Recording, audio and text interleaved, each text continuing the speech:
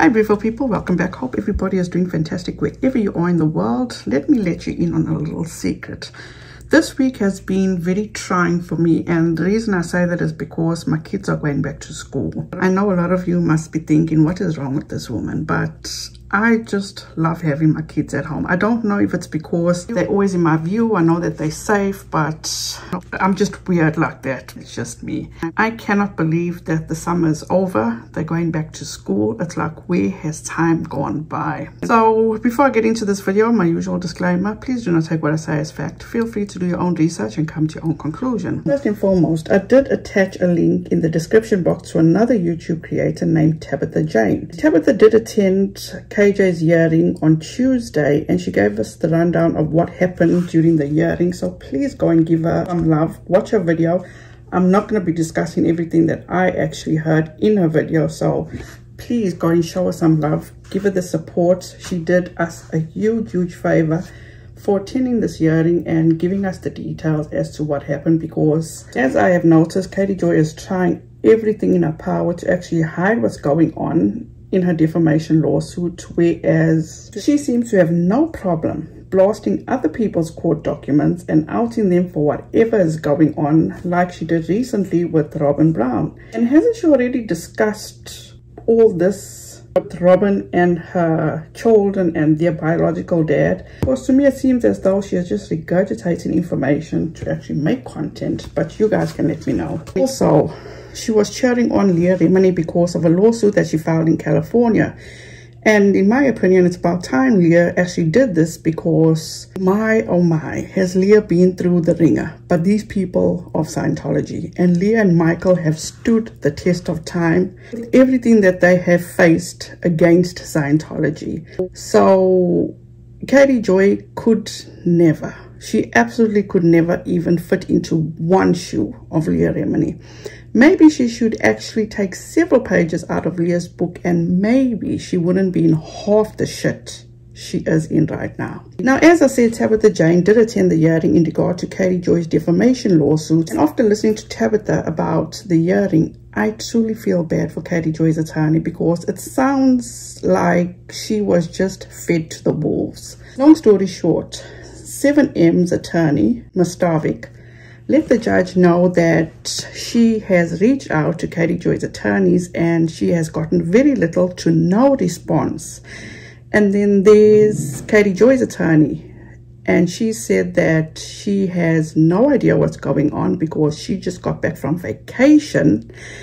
So the judge actually sent them to a conference room to work out their shit. Then after an hour, they did return and they did come to some sort of resolution, to which Katie Joy's attorney has 60 days to catch up, and 7M's attorney was like, sure, you know, like she didn't disagree to the 60 days, but then she did say and allude to the fact that to the 60 days, it's like it's going to be something else. And Katie Joy's attorney also stated how busy Katie Joy is, and she posts on her social media 12 times a day.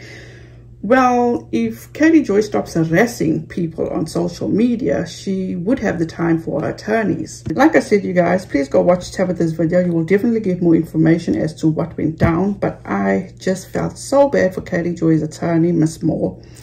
Another thing Miss Moore stated to the judge is that with the answers that they received from 7M's side, some of the links do not work. Well, Miss Moore, first of all, I think that the KJ community can help you if you would like, because some of us do have a lot of the stuff that she deletes.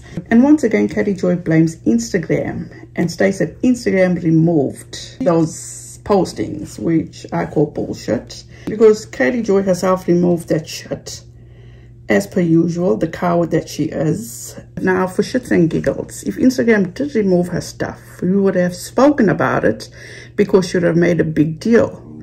Like when Twitter removed her shit for reporting on the insurrection and Trust and Believe, she made a big deal about that. Now, let's be clear, Instagram did not remove shit. She deleted those postings herself. And like I said, Miss Moore, we will be happy to help you with that. Or even Mustavik, it will be no problem at all helping where we can. And I'm sure I can speak for all the other people or all the other creators that actually catch all these dirty deletes and we will be most glad to help. And I'm sure nobody else will have a problem with that. So, and secondly, maybe it will work in your favor, Katie Joy, if you set your pride aside and actually listen to any attorney, even if it was just somebody like Emily D. Baker who said, don't delete your shit. So since she is praising Leah Remini as she should also take notes, because Leah Remini is a true advocate. She says what she means and she means what she says.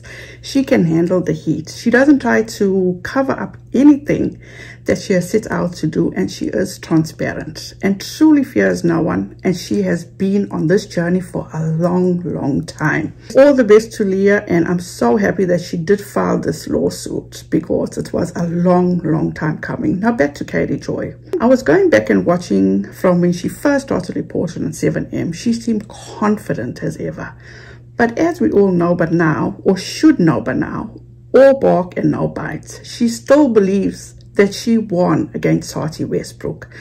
But okay, to be fair, as a lawyer did explain, that when it comes to a settlement in a case, it is how the individual takes it. But clearly Katie Joy still feels that she won, because during her drunken or whatever bender she was on Saturday night, she made this post which is now deleted, and she still thinks that she won against Tati. I did reach out to Michael Saltz and Tati for a comment, but unfortunately none of them did respond. Katie, how would you have won when you gave up your source, Clark Swanson? You had to delete your second channel, and you had to remove all your content about the Westbrooks, and most importantly, you lost all that money that you paid for attorney's fees. Yet you also did explain that you could claim it back on your taxes, but I'm sure you still lost a lot of money unnecessarily. Now, bear in mind, like I said, Katie Joy had a hearing on Tuesday. She is still in an active lawsuit. Yet, how is harassing, in my opinion, the people that are suing you, helping the situation? You claim to not be bothered, and you said you know the truth. So why don't you do what is asked of you so you can expose the truth, Katie Joy? All these posts harassing and tormenting the SHINNs. No sane, decent, rational person would do such things. And what I'm going to do is show you the Instagram live again she did when she challenged Robert SHINN and company, saying that they are not going to sue her, because if they do, everything comes out. So what is the problem now, Katie Joy? Now's the time to let everything out. But you're clamming up. Why are you not fighting the good fight? Where's your team that you said is standing behind you? I'll wait. Remember those words that you used with Robert SHINN? How you said, oh, tell them where you bought your Bentley, Robert. I'll wait. All bark and no bite. You are trying so hard to not let the public know what is going on in your case. You are a public figure. Now is your time to be like Leah Remini and not cower. Yet you are trying everything in your power to hide shit, like documents you are filing. Your own attorney has no idea what the hell is going on. And if you lose, what you're going to blame on it? Or who are you going to blame? Your attorney? And you're going to say, oh, but your attorney didn't know what was going on. Nobody communicated. Please, people, no matter how you feel about Katie Joy, make a mental note. It's not about what Miss Moore said and how she had no idea what's going on, or nobody kept her in the loop. The communication is lacking here. If Katie Joy was so interested in this lawsuit, she would be on top of her game. And as it states in all her motions and all her filings, Miss Moore is one of her attorneys. So Miss Moore should always be in the know and in the loop. But that's just me. As Miss Moore says that it's hard to communicate with Katie Joy or get a hold of her because she posts 12 times a day on social media, then Ms. Darvik was right. What is going to happen after 60 days?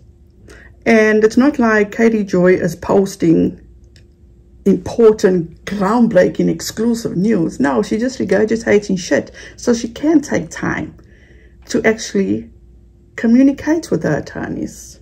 So like I said, I revisited the one Instagram live, Katie Joy, where Katie Joy did call Robert SHINN a human trafficker and all other outrageous allegations with confidence, with her head held up high. And even she lies about certain situations. So this will be, I think, will be part 1. And part 2 will be uploaded immediately, the same time as part 1. So I'm pretty sure why KJ is pulling all these shenanigans. I will explain my theory in part 2. So thank you guys so much for watching. I appreciate each and every one of you. Have a fantastic rest of your week. Please be safe out there. Be kind to one another. And don't forget, make good memories. And also, please don't forget to go and give Tabitha Jane a watch. The link is in the description box. Bye, guys.